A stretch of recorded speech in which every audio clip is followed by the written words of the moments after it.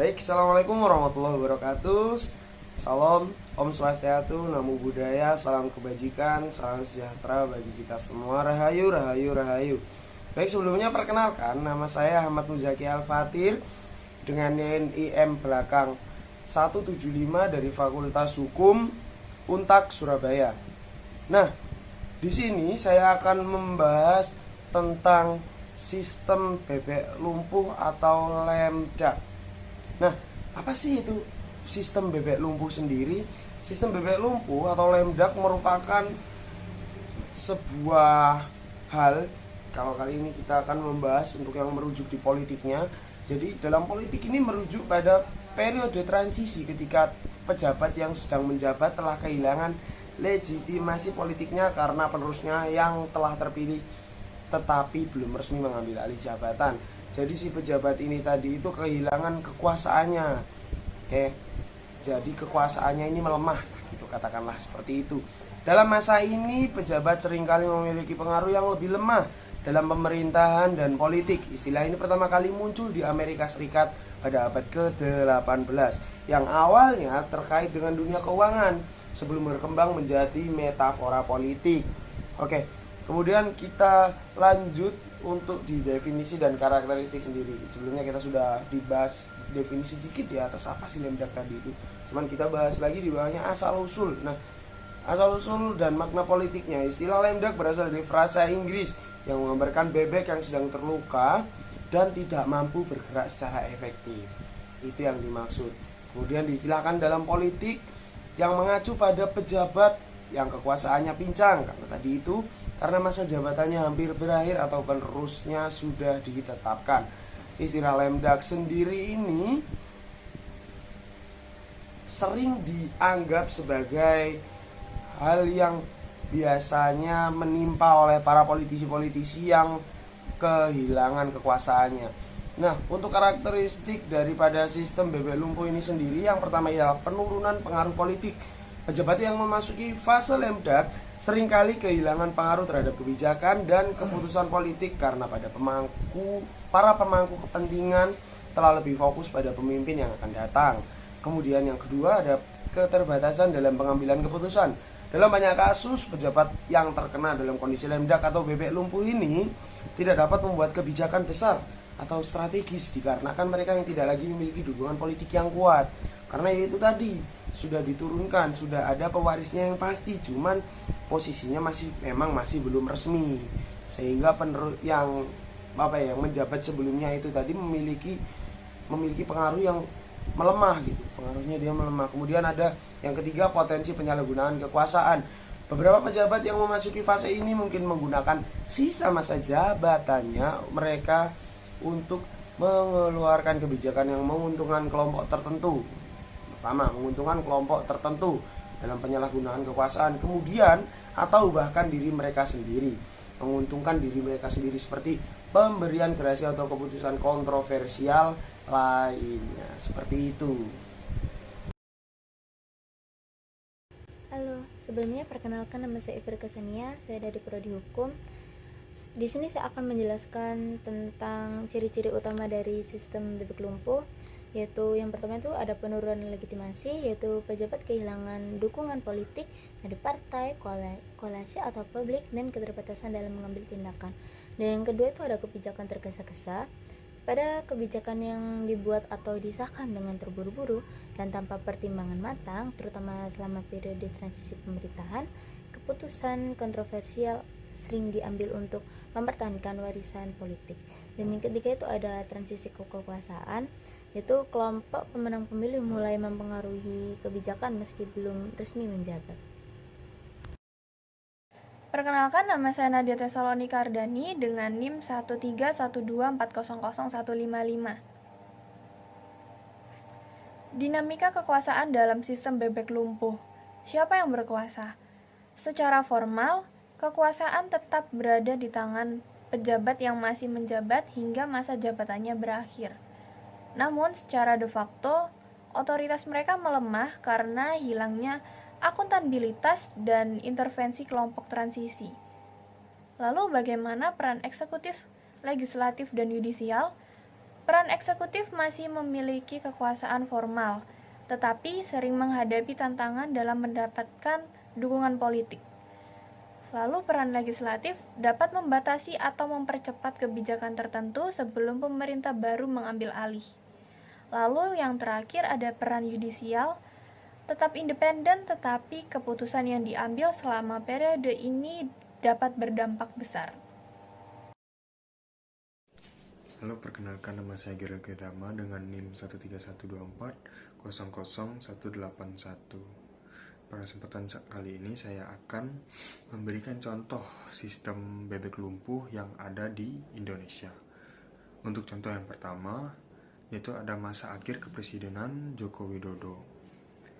Lebih tepatnya pada tahun 2023 sampai 2024. Jokowi kerap dikritik memasuki fase lame duck atau bebek lumpuh. Setelah Partai Demokrasi Indonesia atau PDIP, partai pengusungnya kalah dalam pemilu 2024. Beberapa indikatornya meliputi indikator yang pertama yaitu melemahnya dukungan parpol. PDIP dan partai koalisi lain mulai beralih fokus ke kepentingan pasca jatuhnya Jokowi. Kemudian indikator yang kedua ada pembahasan RUU kontroversial. DPR pada periode 2019 sampai 2024 mengesahkan revisi UU KPK dan UU Cipta Kerja di akhir masa jabatan, yang dianggap tidak melibatkan partisipasi publik memadai. Kemudian indikator yang terakhir yaitu upaya konsolidasi relawan. Jokowi menggelar acara Relawan Nusantara Bersatu untuk mempertahankan basis pendukung jelang akhir jabatannya. Lanjut ke contoh yang kedua yaitu transisi SBY ke Jokowi yang terjadi pada tahun 2014. Presiden Susilo Bambang Yudhoyono atau yang lebih dikenal sebagai Presiden SBY dari Partai Demokrat dianggap sebagai bebek lumpuh setelah kandidat oposisi menang Pilpres 2024. Setelah Jokowi, kandidat oposisi menang Pilpres 2014. SBY dianggap tidak mampu untuk mengontrol kebijakan strategis karena parlemen didominasi koalisi pendukung Jokowi. Fenomena ini memperlihatkan bagaimana kekuasaan eksekutif bisa tumpul ketika partai pengusungnya kehilangan dominasi legislatif. Fenomena legislasi di masa bebek lumpuh.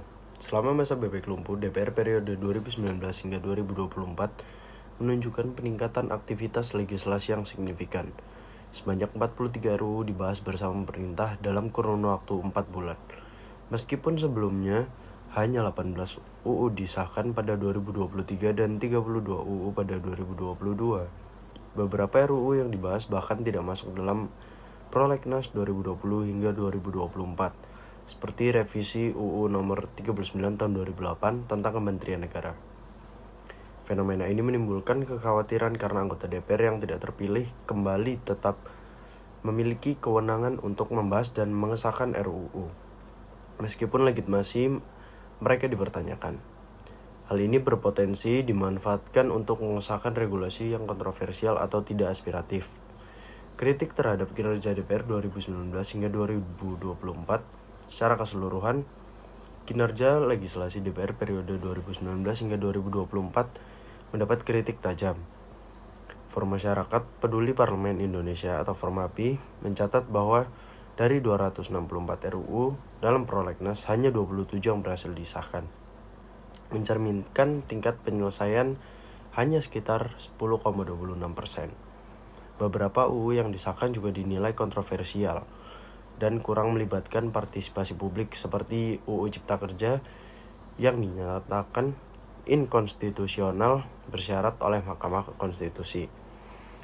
Fenomena lame duck terjadi ketika seorang pejabat, yaitu biasanya presiden, gubernur, atau kepala daerah, sudah dipastikan akan segera meninggalkan jabatannya, entah karena masa jabatan habis, kalah pemilu, atau tidak mencalonkan lagi.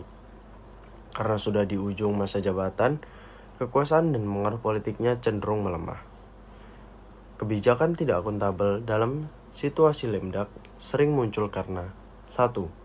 Minimnya pertanggungjawaban, dan kedua, pengambilan keputusan sepihak, 3. Penyalahgunaan kekuasaan, dan yang keempat adalah kurangnya efektivitas pengawasan. Krisis kepemimpinan dalam fenomena lemdak terjadi karena posisi pemimpin yang sudah melemah, baik secara formal maupun informal. Penjelasan seperti ini: 1. Hilangnya legitimasi politik. Saat pemimpin sudah dipastikan akan diganti, banyak pihak, baik bawahan, partai politik, maupun masyarakat mulai menganggapnya tidak relevan lagi. Mereka tidak lagi merasa perlu mengikuti arahan pemimpin tersebut dengan serius. Kedua, melemahnya otoritas. Karena masa jabatan hampir habis, kekuasaan pemimpin menjadi simbolis saja. Banyak keputusan penting ditunda atau diabaikan karena semua orang menunggu pemimpin yang baru. 3.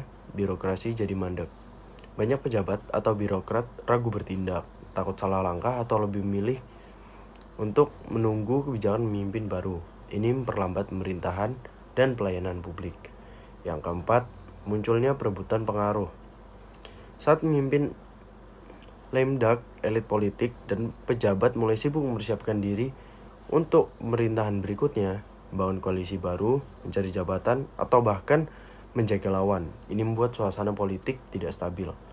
Dan yang kelima dan terakhir, krisis kepercayaan publik. Rakyat bisa kehilangan kepercayaan pada pemerintah yang dianggap sudah lewat masa pemakaiannya, sehingga muncul ketidakpuasan sosial, protes, atau ketidakpedulian politik. Warahmatullahi wabarakatuh. Perkenalkan, nama saya Muhammad Rahman Farisi dengan akhiran NIM 151 dari kelas D 2024, Hukum Tata Negara kelas D 2024. Di sini saya akan melanjutkan materi yang telah dibacakan oleh teman saya, yaitu pada bagian E, dampak dan risiko sistem bebek lumpuh, pada bagian 3. Nomor 3, dampak dan risiko sistem bebek lumpuh. Nomor 3, peluang intervensi asing. Lemahnya kontrol politik memungkinkan aktor asing mempengaruhi kebijakan. Jadi maksudnya di sini ketika kontrol politiknya lemah, persentasenya sangat besar untuk memungkinkan aktor-aktor asing mempengaruhi kebijakan atau orang-orang asing untuk mempengaruhi kebijakan. Terus selanjutnya bagian F, saran untuk mengatasi dampak bebek lumpuh. Nomor 1, ada memperpendek masa transisi untuk mengurangi risiko penguasaan. Nah, mempercepat proses transisi kepemimpinan dapat mengurangi periode di mana pejabat yang sedang menjabat kehilangan legitimasi dan efektivitasnya, sehingga menghindari kekosongan kekuasaan yang berpotensi menimbulkan ketidakstabilan politik dan administrasi. Pendekatan ini juga membantu menjaga kontinuitas pemerintahan dan pelayanan publik tanpa gangguan yang signifikan. Kedua, membatasi kewenangan legislasi di akhir masa jabatan. Nah, pembatasan kewenangan legislasi bagi jabatan yang memasuki masa akhir jabatan penting untuk mencegah penyalahgunaan kekuasaan dan pengambilan keputusan yang tidak bertanggung jawab yang dapat merugikan kepentingan publik. Nah, hal ini juga menjaga integritas proses legislasi dan menghindari kebijakan yang bersifat populis atau transaksional yang hanya menguntungkan kelompok-kelompok tertentu. Selanjutnya, menguatkan sistem check and balances melalui pengawasan lembaga yudikatif dan masyarakat sipil. Nah, penguatan mekanisme check and balances ini sangat krusial untuk memastikan bahwa pejabat yang sedang dalam masa transisi tetap diawasi secara ketat oleh lembaga yudikatif yang independen dan aktifnya peran masyarakat sipil dalam pengawasan. Nah, lembaga yudikatif harus memiliki kewenangan dan kapasitas untuk mengontrol penyalahgunaan kekuasaan sementara masyarakat sipil berperan sebagai pengawas sosial yang memberikan tekanan moral dan politik agar pejabat transisi bertindak sesuai aturan dan kepentingan rakyat. Nah, selain itu juga transparansi dan akuntabilitas harus ditingkatkan dengan melibatkan media dan teknologi informasi untuk mempublikasikan setiap kebijakan dan tindakan pejabat selama masa transisi, sehingga mengurangi ruang bagi praktik korupsi dan penyalahgunaan wewenang. Nah, pengembangan saran ini bertujuan untuk menjaga stabilitas politik dan tata kelola pemerintahan yang baik selama masa transisi kepemimpinan, sehingga dampak negatif dan fenomena bebek lumpuh dapat diminimalisasi secara efektif. Nah, sistem bebek lumpuh ini juga adalah fenomena universal dalam politik demokrasi, tapi risikonya lebih besar di Indonesia karena masa transisi yang panjang dan lemahnya mekanisme pengawasan, pembatasan kewenangan pejabat akhir masa jabatan, dan penguatan partisipasi publik ini menjadi kunci untuk mencegah penyalahgunaan wewenang di masa kritis ini. Baik, terakhir kesimpulannya seperti itu. Wabillahi taufiq wal hidayah. Wassalamualaikum warahmatullahi wabarakatuh.